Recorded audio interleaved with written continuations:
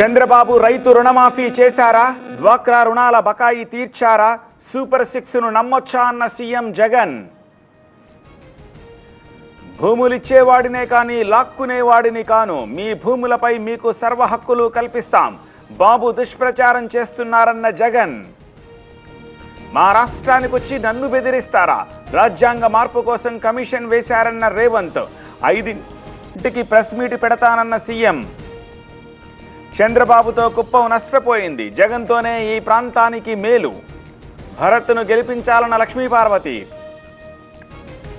ఎన్నికలకు కట్టుదిట్టమైన ఏర్పాట్లు, కేంద్ర బలగాలతో పహారా, స్వేచ్ఛగా ఓటెయ్యాలన్న సీఈఓ వికాస్ రాజ్.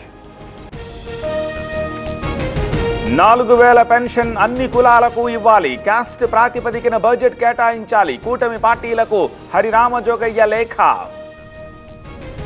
మేనిఫెస్టోతో మాకేమీ సంబంధం లేదు, అందులో సాధ్యం కాని హామీలున్నాయి, బీజేపీ నేత ఐవైఆర్ కృష్ణారావు. అది టీడీపీ జనసేన మేనిఫెస్టో, మోదీ ఇమేజ్ని సరిగ్గా వాడుకోవట్లేదు, గ్లాసు గుర్తు విషయంలో ఈసీ తప్పేం లేదన్న జీవీఎల్. వివరణ. కాంగ్రెస్ ప్రచారానికి చీత్కారం ఎదురవుతోంది, బీజేపీపై బురద చల్లే ప్రయత్నం, రిజర్వేషన్లపై అబద్ధాలు మాట్లాడుతున్నారన్న లక్ష్మణ్. ఫేక్ వీడియోకున్న విలువ సీఎం ప్రాణానికి లేదా?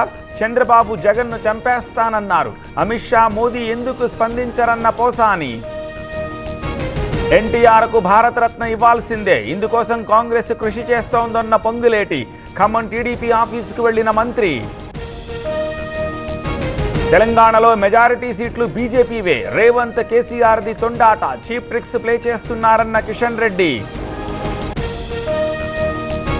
థర్డ్ ఫ్రంట్ ఏర్పాటు సాధ్యమే, అందుకు అన్ని అవకాశాలు ఉన్నాయి, కూటమి సారథ్యానికి సిద్ధమన్న కేసీఆర్. చంద్రబాబు కాదు ఆల్ ఫ్రీ బాబు, అది మేనిఫెస్టో కాదు టీడీపీ ప్రెస్ మీట్, కర్ణాటక హామీలను కాపీ కొట్టారన్న భరత్.